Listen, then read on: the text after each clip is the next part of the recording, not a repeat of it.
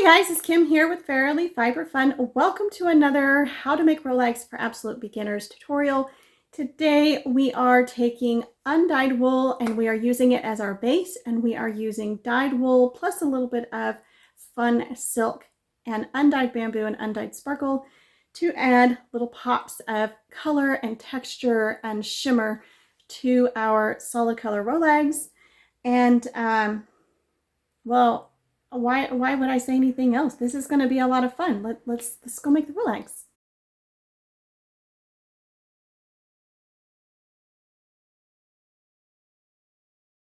Okay, so I have white wool, I have purple wool, and I have white bamboo and white fire star. And we are going to make white Rolags with pops of purple. And I actually have something else that I'm going to add into these, because I have this I got years ago from Kamaj Fiber Arts. It's called Soft Silk, and I think that would just add a lovely little pop of texture. So a little extra stuff today. I'm going to lay down a layer of white, nice and thin if I can manage it. The undyed fiber is usually much more fluffy and easy to draft. It doesn't want to behave, fly away, all of that. So gotta be kind of careful with the undyed stuff. I think that works just fine. Now I'm going to add just a teeny tiny bit of this soft silk. You could just do white wool and the soft silk, and that would make really, really beautiful Rolags. But I'm actually going to add the bamboo. I'm going to add little tiny pops of the purple wool, because I do want more purple. You could also use white wool and dyed bamboo. That would also be super, super pretty. If you have a ton of undyed wool and you just don't know what to do with it, but you want to make some Rolags and you want to make them pretty, there's all sorts of options.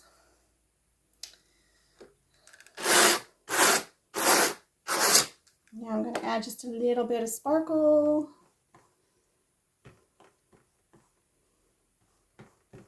I want some shimmer in these. I want some little pops of color, but mostly I want them white.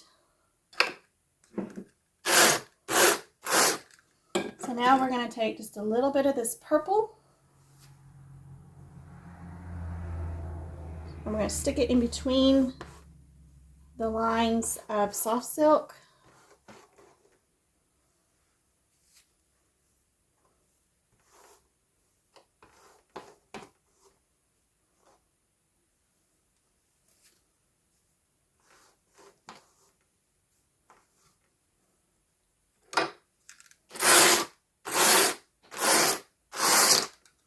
And then we're going to cover it all with another layer of white.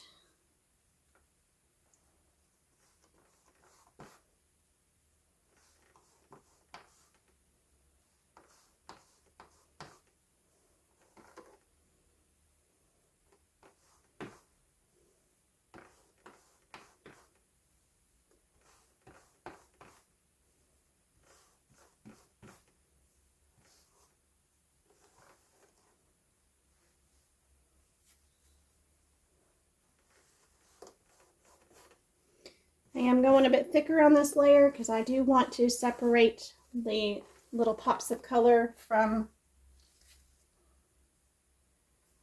the white from each other. There we go. As you draft the Rolags off the board, the colors will sort of blend a bit, and you'll get to see all the layers a little bit.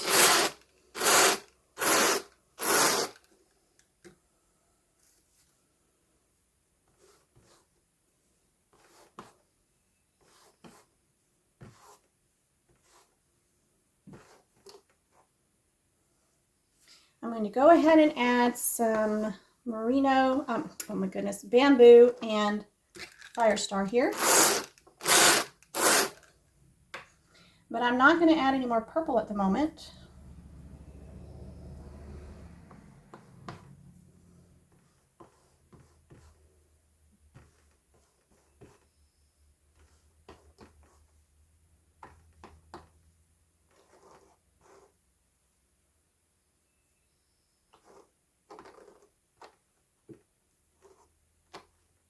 Don't want the Fire Star too thick here.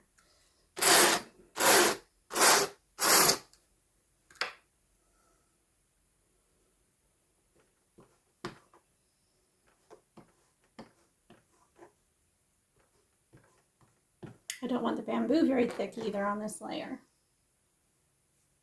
I don't want to be spinning big clumps of bamboo. Little clumps are okay, but not really big ones. If I want lots of texture, I will card bats. Much prefer for my Rolags to be smooth.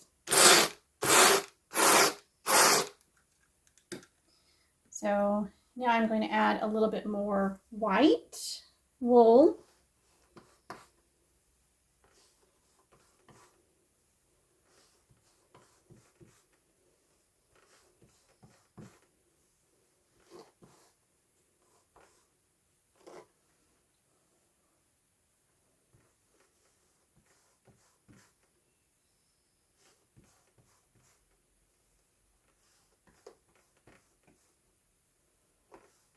You'll have to experiment with how far apart to keep your hands when you're drafting the fiber onto the blending board. Yeah, that's different with every breed of fiber.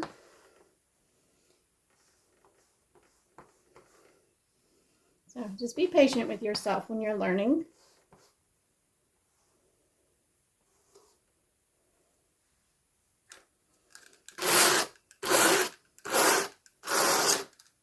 And now I gotta go chase down my purple.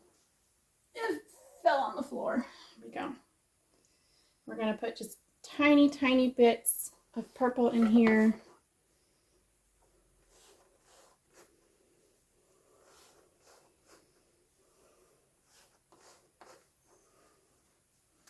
And then little tiny bits of soft silk.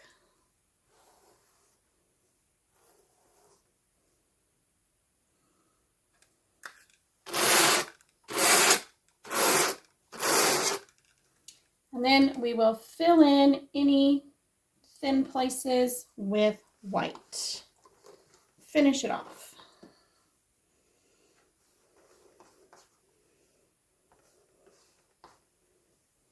I'm not putting as much towards the bottom of the board because that tends to fill up the quickest.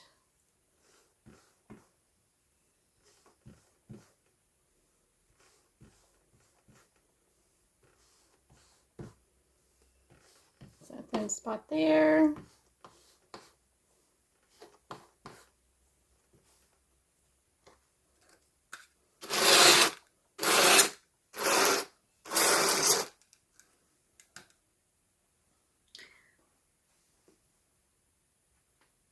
I keep running out of wool I have up here available for me to just grab. See, now I'm just going to go back in and fill in any places where I can really see the tines poking through the wool.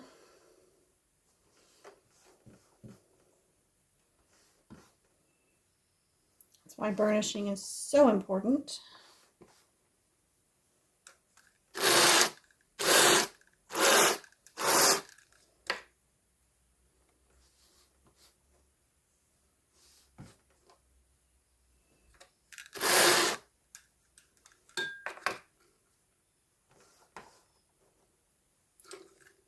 All right, I think that's good.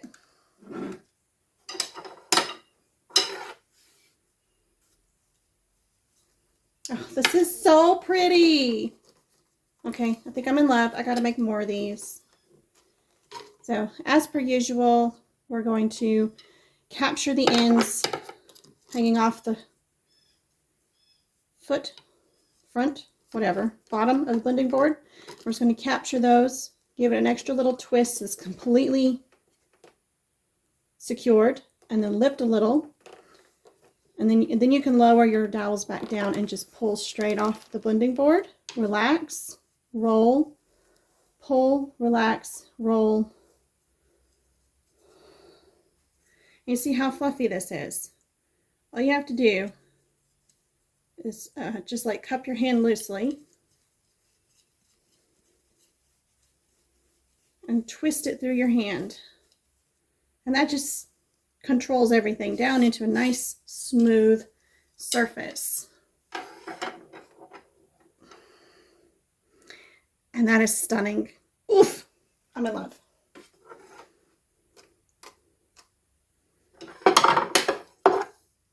I'm so in love.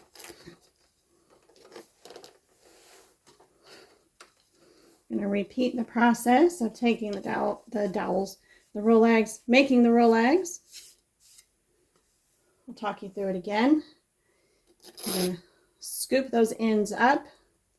Check to see if there's any caught in the tines of the carding cloth, and if so, you can use a thin knitting needle, or I've got a doffer for the drum carder. But you want to be very careful not to damage the tines or the carding cloth. Capture those ends, lift, then you can lower, pull, and roll. Smooth everything out. So soft.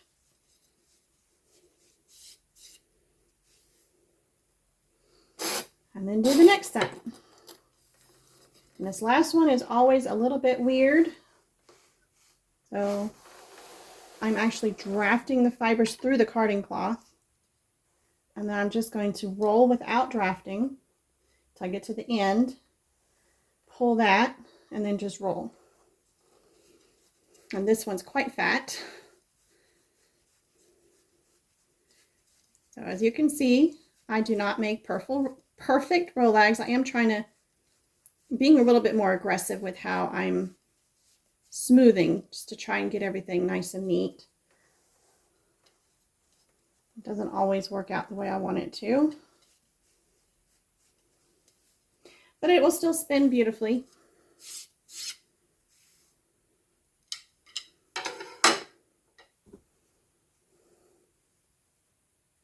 Oh, those are so pretty.